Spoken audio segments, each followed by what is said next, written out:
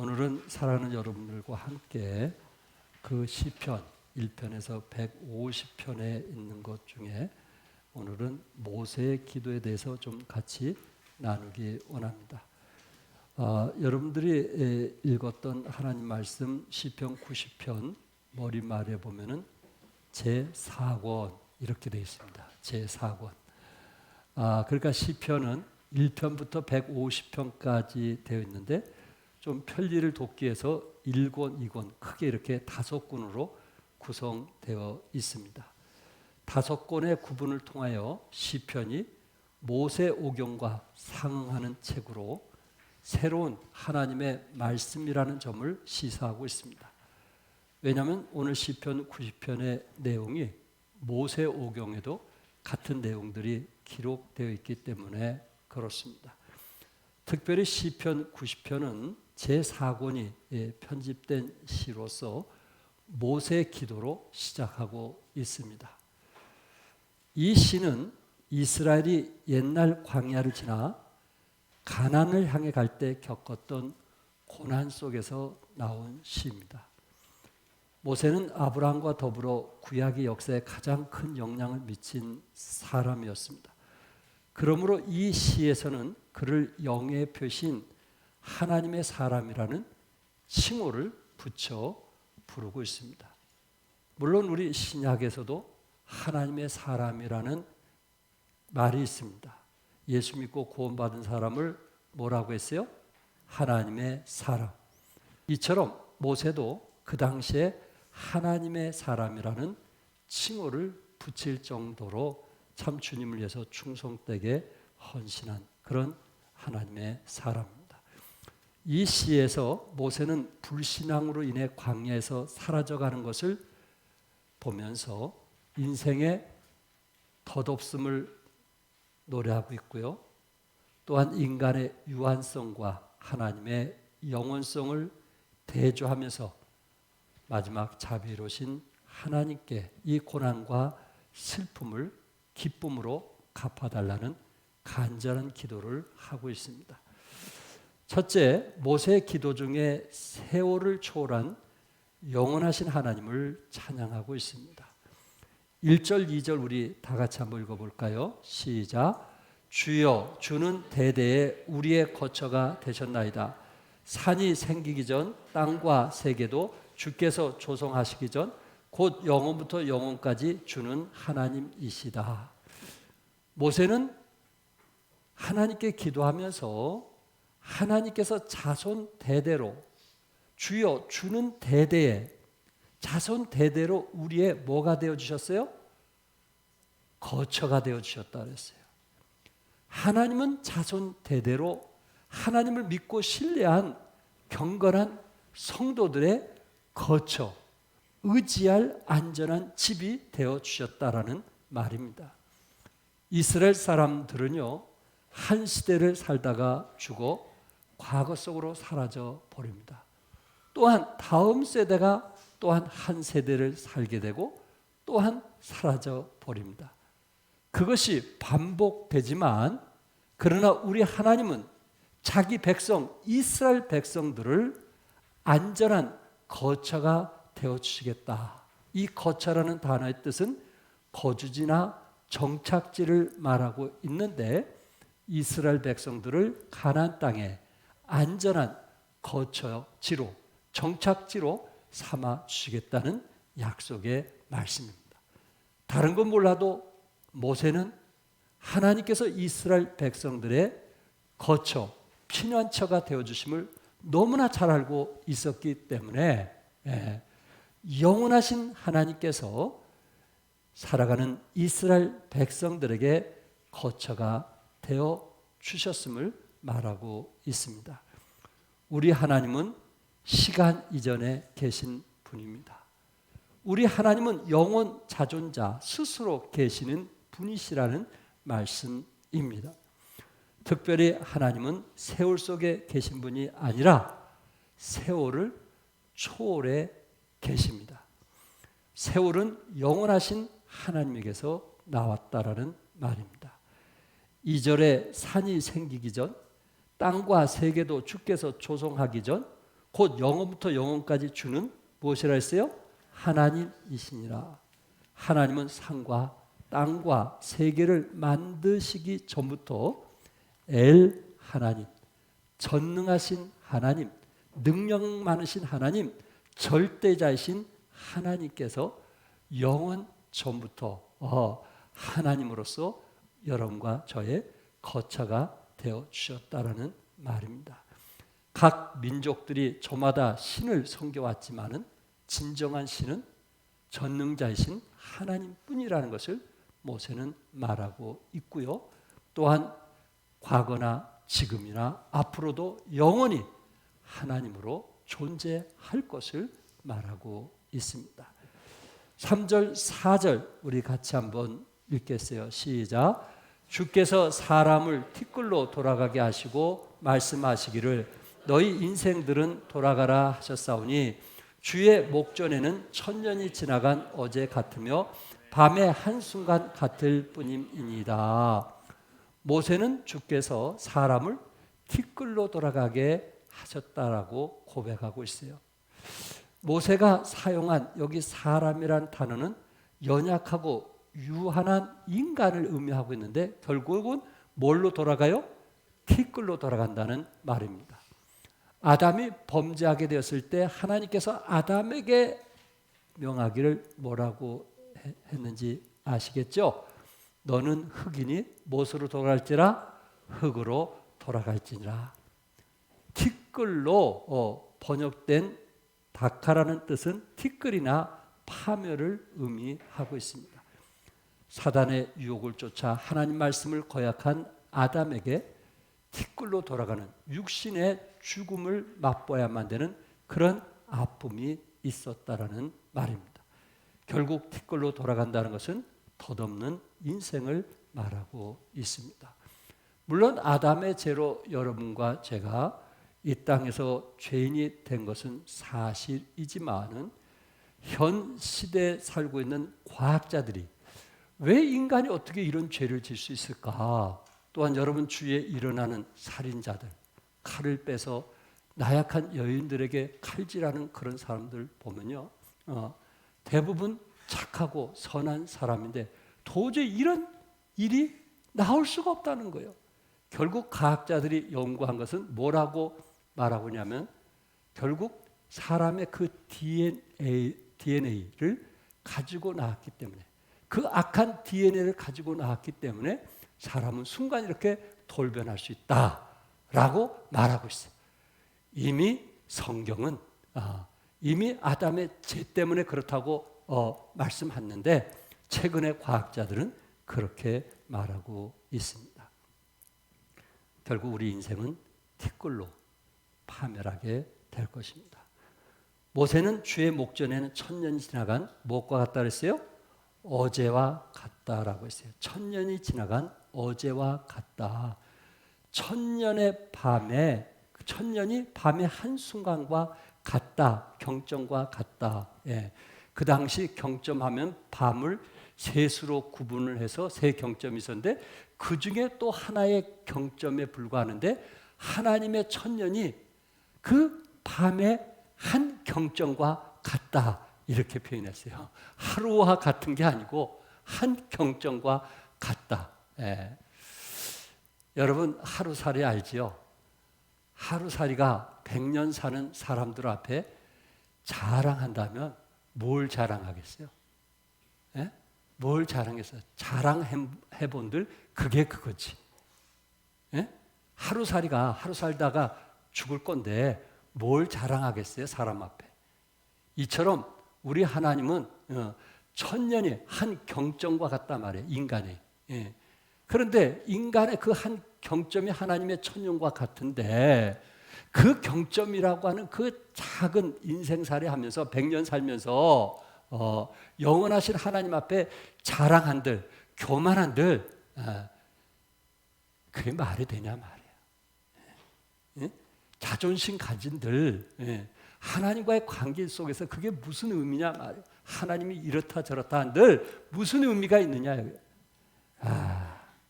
하루살이를 비유해 보니까 참 그럴 것도 아닌데 참 우리가 너무 교만했구나, 자만했구나, 우리 마음이 좀 부드러울 필요가 있었는데 너무 사나웠구나, 그런 생각을 제 스스로 가져보기도 합니다. 인생은 하나님 보시기에 너무도 허무하고 짧다는 것을 말씀하면서 1000년이 지나간 어제와 같다, 이렇게 표현을 했던 것입니다. 그럼에도 불구하고 모세는 하나님이 어떠한 분이라고 그랬어요? 주께서 조성하기 전 곧 영원부터 영원까지 주는 하나님이시라. 우리 하나님은 어떤 하나님이요? 영원하신 하나님이라, 이렇게 말씀을 했습니다. 그 영원하신 하나님이 여러분과 저와 함께 하심을 믿으시기 바랍니다. 시편 29편에 언젠가 말씀을 드렸던 것처럼 우리 하나님은 홍수 가운데 뭐 하신 분이라고 했어요? 자정하신 분이라고 했어요. 근데 우리 하나님은 홍수 가운데 자정하시는데 영원한 왕으로서 여러분과 저와 함께 홍수 가운데 영원한 왕으로서 자정하신다, 이렇게 말씀했어요.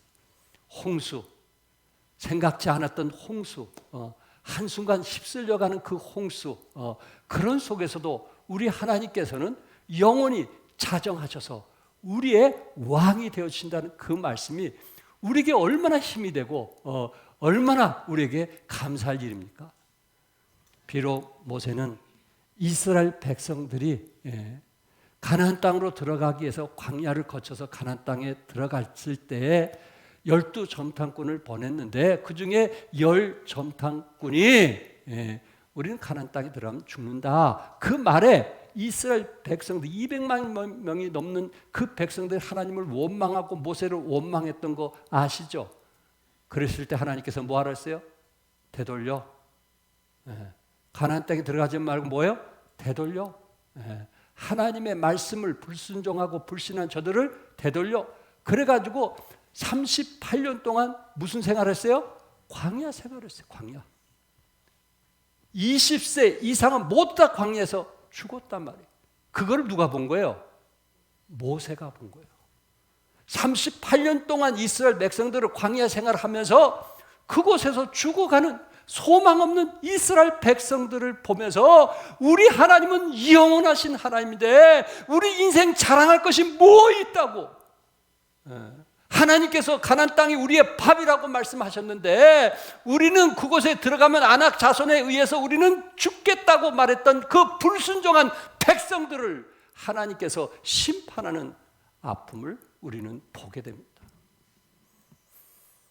여러분과 제가 그리스도 안에 살면서 우리 하나님은 여러분과 제 영원한 홍수 가운데도 영원한 왕이심을 믿으시기 바랍니다. 창세기 5장의 그 열조들의 족보는 똑같은 말들로 반복되었습니다.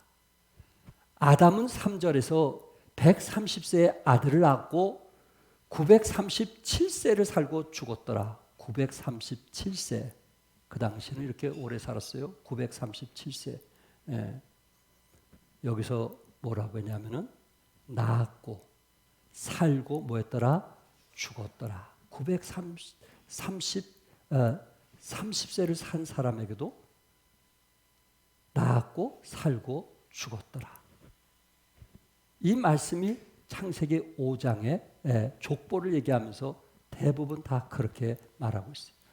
무두셀라도 969세를 살고 죽었더라. 인생은 낳고 살고 뭐 하는 거예요? 죽는 거예요. 그래서 키엘 케골이라는 사람은 인생이란 앞쪽으로 살아가야 하지만 뒤쪽으로만 이해할 수 있는 것이다 라는 의미 있는 말을 했어요. 우리는 앞을 위해서 살아가요. 앞을 위해서 벌어야지. 한 푼이라도 더 벌어야지. 그리고 학자들은 하늘에도 더 알아야지. 일하신 분은 한 번이라도 더 일해야지. 앞을 보고 살아요. 그것이 소망인 줄 알아요. 그런데 인생을 깨닫는 것은 앞을 보는 것이 아니고 어디를 바라보는 것이다? 뒤를 바라볼 때 내 인생을 어떻게 살았는가? 내가 정말 지름길로 왔는가? 꾸불꾸불 왔는가? 내 아내하고 어떤 관계를 가졌고 내 가정을 어떻게 생각했으며 사람과의 관계를 어떻게 샀는가? 사람이 뒤를 돌아볼 때 인생을 깨닫게 된다는 말을 했던 것입니다. 하나님은 우리 인생을 절대 주권으로 홍수 중에도 여러분과 저를 주관하시고 역사하신 하나님 것을 믿으시기 바랍니다. 그래서 여러분과 제가 문제 속에 살 때, 문제가 일어날 때 어떤 분은 그것을 장애물로 보는 사람이 있고 어떤 분은 그것을 기회로 보는 사람이 있어요. 하나님을 믿는 사람은 뭘로 봐야 될까요? 장애물로 보아서는 안 되고 뭘로 보는 거예요? 기회로 보는 거예요. 기회로 보는 거예요. 문제를 어둡게 보는 사람은 패배하지만 문제를 밝게 보는 사람은 반드시 성공하게 될 것입니다. 그렇다면 하나님이 이 홍수 가운데 우리와 영원토록 자정하신 하나님이 계시니까 여러분과 저에게 문제가 있을 때 그것을 어둡게 보기보다는 뭐하게 보자고요? 밝게 보자는 거예요. 하나님의 섭리가 있겠지. 하나님이 도와주시겠지. 하나님이 인도해 주시겠지. 이런 좀 영의 눈을 가지고 바라보자 말이에요. 그럴 때 하나님이 우리와 자정하셔서 그 문제를 해결하고 도와주지 않겠느냐 하는 거예요. 우리 하나님은 영원하신 하나님, 문제 가운데도 자정하신 하나님인 것을 믿으시기 바랍니다. 두 번째, 인생의 허무함을 고백했습니다. 첫째, 시인은 하나님께서 인생들을 쓸어 가신다고 말했습니다. 5절 같이 읽을까요? 시작. 주께서 그들을 홍수처럼 쓸어 가시나이다. 그들은 잠깐 자는 것 같으며 아침에 돋는 풀 같으니이다. 팔레스타인은 우기에 폭우가 내리면 갑자기 작은 강이 형성되어 순식간에 모든 것을 쓸어가곤 합니다. 그럴 때 모든 것들이 흔적 없이 허무하게 사라져 버리고 맙니다. 우리는 종종 산에 불이 나서 그곳에 참 좋은 집들을 지었던 펜션들이 한순간 타버리는 것을 우리는 보았습니다. 여러분, 홍수나 불로 인해서 여러분들이 가진 재산, 그렇게 죽도록 해서 모아놓던 그 재산이 한순간 불에 탄다든지 홍수에 휩쓸려 사라진다면 여러분 어떻게 되겠어요? 어떻게 되겠어요? 한순간 무너진다면. 인생은 너무 험한 것 아닐까요? 세월 속에 살고 있는 인생의 종말은 어떠한 겁니까? 오늘 본문 시편 90편에서 우리에게 가르쳐준 인생의 종말은 첫째, 인생은 끝이 있다는 거예요. 두 번째, 인생은 짧고 잠깐이라는 거예요. 세 번째, 인생은 매우 빠르게 지나간다는 거예요. 네 번째, 인생은 결국 헛되다는 거예요. 다섯 번째, 인생은 하나님이 섭리하시고 하나님이 심판하신다라는 것을 말씀하고 있습니다. 그런 인생을 우리가 살아가고 있어요. 작은 두 번째, 모세는 인생이 아침에 돋는 무엇과 같다 그랬어요? 풀과 같다. 우리 6절 같이 읽어볼까요? 시작. 풀은 아침에 꽃이 피어 자라다가 저녁에는 시들어 마르나이다.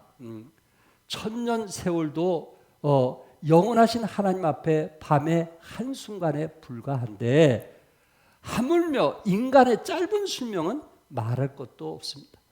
인생은 일장중몽 같고 아침에 돋았다가 저녁이면 말라버리는 풀잎과 같습니다. 우리 인생 그런 거 아니에요? 우리가 좀 잘 나간다고 자랑하고 교만한 그게 아니고 오히려 잘 나갈 때 겸손할 때가 아닙니까? 잘 나갈 때 하나님께서 나를 통해서 어떻게 쓰기를 원하시는가 라고 기도할 때가 아닐까요? 인생은 아침에 돋는 뭐가 같아요? 풀과 같아요. 한순간이에요. 한순간.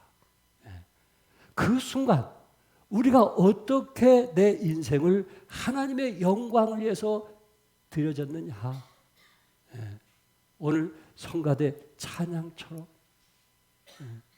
내가 뭔가 마음을 드리기를 원하는 그 찬양의 가사처럼 내가 어떻게 사용되어졌느냐에 따라서 우리의 영혼이, 우리의 영원한 생명이 좌지우지 된다고 생각할 때에 한순간 홍수에 휩쓸어 사라져가는 그 허무한 인생을 맛보기 전에 우리는 주어진 속에서 주님을 사랑하고 섬기는 여러분과 제가 될 수 있기를 바랍니다. 7절과 8절에 우리는 주의 노에 소멸되며 주의 분내심에 놀라나이다. 주께서 우리의 죄악을 주의 앞에 놓으시며 우리의 은밀한 죄를 주의 얼굴 빛 가운데 두셨사오니 시인은 우리가 주의 진노에 소멸되고 주의 분노에 두려워 떨고 있다고 말하고 있습니다. 서두에 말씀드린 대로 이스라엘 백성은 가데스바 데나에서 가나안을 정복하라는 하나님의 명령을 불신앙으로 거역했습니다. 하나님은 이로 인해서 그들에게 진노하여 당시 20세 이상 된 모든 사람들이 어디에서 죽었어요? 광야에서 죽었어요.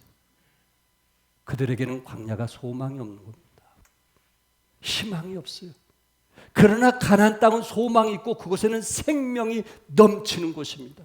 하나님은 생명이 넘치는 가나안 땅을 원하시지 광야에서 죽기를 원하는 것이 아니란 말이에요. 그런데 모세가 저들을 인도하는 책임자로서 한 사람 한 사람 죽어가는 그 모습을 보면서 우리가 주의 노에 소멸되고 주의 진노에 두려워 떨고 있나이다라고 고백하고 있는 것입니다. 모세는 주께서 우리의 죄를 주 앞에 놓으시고 우리의 은밀한 일을 주의 얼굴빛에 두셨다고 말하고 있습니다. 은밀한 일, 이스라엘 백성들은 마음속으로 은밀하게 지은 죄를 의미하고 있습니다. 저들은 마음속에 불신의 죄, 불순하는 죄를 하나님께서 아시고 저들을 진노하셨던 것입니다. 예수님도 죄인이나 세리는 사랑하시되 누구를 책망했어요? 예수님은 누구를 책망했어요? 예? 누구를? 예수님은 바리새인들을 책망했어요. 어릴 때부터 율법을 지키는 율법자들을 책망했어요. 회칠한 무덤이라고 표현을 했어요. 왜 예수님은 바리새인들을 그렇게 했을까? 바리새인들은 외형적인 사람 아닙니까? 율법 613가지를 지켰던 사람 아니에요? 어릴 때부터 성경을 암송하고 그렇게 철저히 행위적으로 지킨 사람 아니에요? 그들은 형식적인 행위로 선함을 드러냈어요. 그러나 마음은 그렇지 않다는 거예요. 우리 주님은 세리를 사랑했어요? 죄인을 사랑했어요? 그리고 창녀를 사랑해 줬어요? 왜냐하면 저들이 예수 믿고 구원받으면 그의 마음이 의롭고 거룩하고 깨끗하기 때문에 그렇습니다. 우리 주님은 뭘 보시는 분이에요? 마음을 보시는 분이에요. 바리새인은 뭘 보는 거예요? 외형을 보는 거예요. 여러분과 저는 어떻습니까? 우리 마음에 거듭나고 새 생명을 얻었다면 이 마음으로부터 순종하고 하나님 은혜에서 감사하면서 믿음으로 표현한 그런 신앙인이 될 수 있기를 바랍니다. 마음에 없는 의식을 아무리 갖추어봤자 하나님 그것 자체를 기뻐하지 아니하시기 때문에 그렇습니다. 은밀한 일, 은밀한 일. 9절과 10절에 우리의 모든 날이 주의 분노 중에 지나가며 우리의 평생이 순식간에 다했나이다. 우리의 연수가 70이요 강건하면 몇이라도 80이라도 그 연수의 자랑은 수고와 슬픔뿐이요 신속히 가니 우리가 날아가나이다. 아마 광야에서 생활하면서 그들이 만나를 먹으면서 생활을 했지만은 정말 채소의 음식을 먹고 살았지만 그때 평균 나이가 몇이었냐면은 70이었던 것 같아요. 그리고 강건하면 몇이에요? 80. 사는 성도 여러분, 80세까지 건강하게 사시기 바랍니다. 예, 건강하게. 예. 100세를 살면서 몸이 불편한 사람보다 80세까지 살면서 건강하게 사신 게 낫지 않겠어요?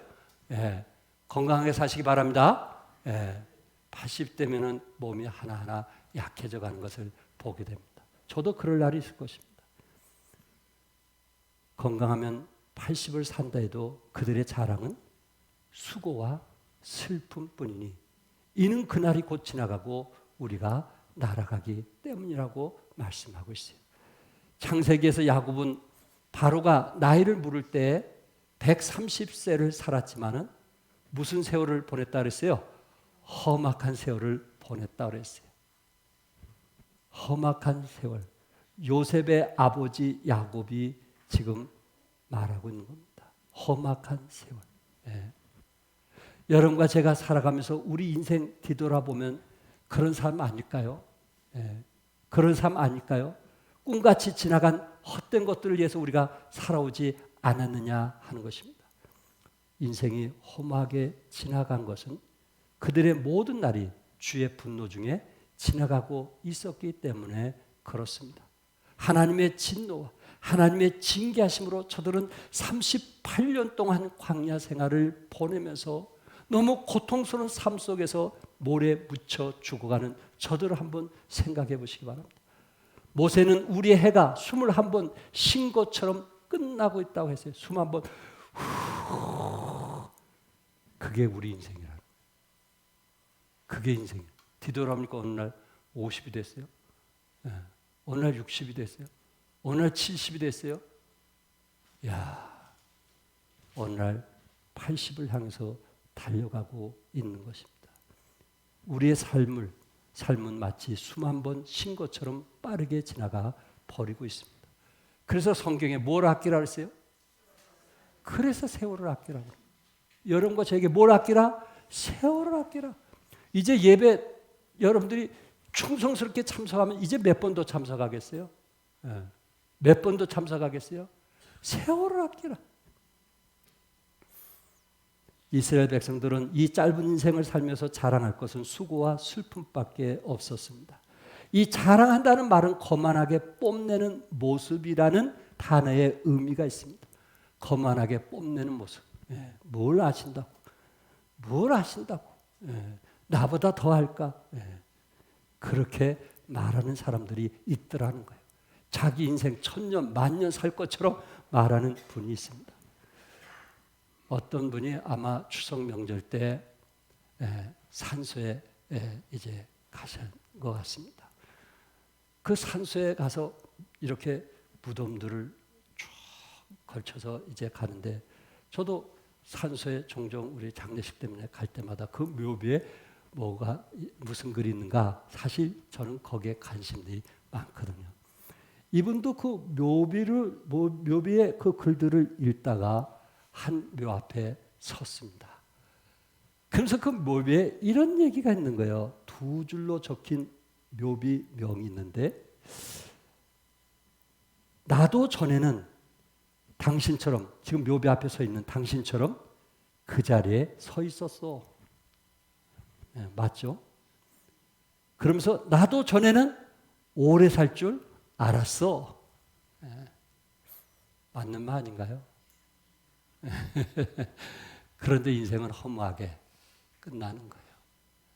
중요한 것은 언젠가 우리도 무덤에 들어가지만 어떻게 살았냐. 그것은 우리가 하나님 앞에 내어놓게 될 것입니다.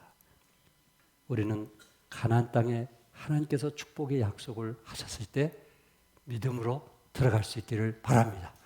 하나님의 약속을 믿고 들어갈 수 있기를 바랍니다. 하나님의 말씀을 믿지 못한 사람은 결국 그 사람이 사는 것 같지만 사는 게 아니에요. 결국 사망에서 죽도록 하나님께서 그를 심판하셨다고 모세는 스스로 증언을 하고 있는 것입니다. 이럴 때 모세는 마지막 어떤 기도를 했어요? 13절과 17절에 있는 말씀인데 그 중에 첫째 모세는 하나님의 분노를 돌이켜달라고 기도하고 있습니다. 뭐를 돌이켜달라고? 분노를. 우리 13절 같이 읽겠습니다. 시작.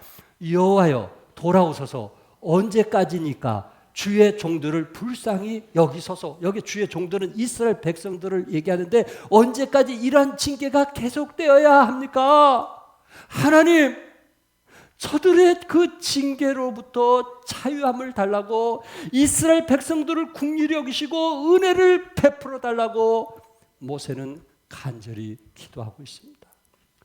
작은 두 번째, 모세는 무슨 기도를 했을까요? 우리 14절 같이 한번 읽을까요? 다 같이 시작. 아침에 주의 인자심이 우리를 만족하게 하사 우리를 일생 동안 즐겁고 기쁘게 하소서. 아침에 주의 인자심, 주의 자비하심으로 인해서, 하나님의 긍휼하심으로 인해서 우리를 뭐하게 하사? 만족하게 한다. 이 만족하게 한다는 것은요, 얼마나 잘 먹었든지 배가 불러서 더 이상 그 냄새만 맡아도 구역질이 날 정도가 바로 그 단어의 의미, 만족이라는 뜻이거든요. 모세는 그런 기도를 한 거예요. 어떤 기도? 아침에 주의 자비, 하나님의 긍휼하심으로 인해서 우리가 그리스도 안에서 만족한 삶을 살게 해달라고, 하루하루가 즐겁고 기쁜 삶을 살게 해달라고, 하나님께서 38년 동안 우리에게 고통을 준 만큼 이제는 남은 생에 아버지 하나님 즐겁고 행복하고 기쁜 삶이 되게 해달라고 하나님께 간절히 기도했던 것입니다. 15절과 16절에 우리를 괴롭게 하신 날수대로와 우리가 화를 당한 연수대로 우리를 기쁘게 하소서. 우리를 뭐하게 하소서? 기쁘게 하소서. 코로나19로 어려움을 당한 그 해만큼 하나님 우리를 뭐하게 하소서? 기쁘게 하소서. 주께서 행하신 일을 주의 종들에게 나타내시며 주의 영광을 그들의 자손에게 나타내소서. 이렇게 기도했던 것입니다. 저는 요르단에 있는 르보산에 갔었습니다. 그곳에 모세 기념관이 있었고요. 그 당시 날씨가 좋아가지고요, 요단강까지 보일 정도로 날씨가 좋았습니다. 모세를 생각해 봤어요. 이스라엘 백성들을 40년 동안 광야 생활을 하겠던 모세. 결국은 여호수아만이 20세 이하의 젊은이들과 가나안 땅에 들어가면서 자신은 들어가지 못했을 때 하나님께 어떤 기도를 했을까? 우리를 괴롭게 하신 날수대로와 우리가 화를 당한 연수대로 우리를 기쁘게 하소서. 이게 모세 기도가 아니었겠는가? 왜? 모세는 이스라엘 백성들을 너무나 사랑했기 때문에, 그들이 고통을 당하면서 사막에서 죽어간 저들을 더 이상 눈으로 볼 수 없었기 때문에, 비록 자기는 가나안 땅에 들어가지 못하고 이제 그는 느보산에서 그곳에서 죽음을 맞겠지만, 하나님 이스라엘 백성들을 기쁘게 하시고 더 이상 괴롭게 하시지 마시고 괴롭게 하신 날수대로 저들을 축복해 주시옵소서. 그런 기도가 모세의 기도가 아니었겠는가? 사랑하는 성도 여러분, 모세는 이스라엘 백성들에게 뭐를 구했어요? 자비를 구했어요. 사랑하는 우리 성도 여러분에게 오늘에도, 오늘 이 시간에도 우리에게 뭐가 필요하죠? 자비가 필요합니다. 긍휼이 필요합니다. 하나님의 사랑이 필요합니다. 늪에서 일어날 수 있는 하나님의 긍휼과 자비가 절대적으로 필요한 것입니다. 모세가 그렇게 기도했던 것처럼 하나님, 우리 자녀들에게 긍휼을 베풀어 주시옵소서. 우리 사업에 하나님의 인도하심을 허락해 주시옵소서. 내가 가는 길에 하나님의 그 사랑으로 함께 되려고 하는 에베네셀의 하나님, 여호와 일의 하나님, 그런 도움을 우리는 하나님께 구해야 될 것입니다. 모세는 얼마나 간절히 기도했을까? 모세는 자기가 사랑하는 백성들에서 얼마나 간절히 기도했을까? 여러분과 저에게도 이런 간절한 기도가 있기를 바랍니다. 간절한 기도. 주의 종들, 이스라엘 백성들에게 뭐라고 했어요? 주께서 행하신 일을 주의 종들에게 뭐하시며 나타내시며 주의 영광을 그들의 자손에게 나타내소서. 하나님께서 행하셨던 기적과 이적들을, 자비와 긍휼을 이스라엘 백성들에게 나타내시고 주의 영광을 그들의 자손에게 나타내소서. 여러분과 제가 믿고 있는 하나님의 영광이 우리 자손들에게 또 임하기를 주님의 이름으로 축복합니다. 기도하겠습니다.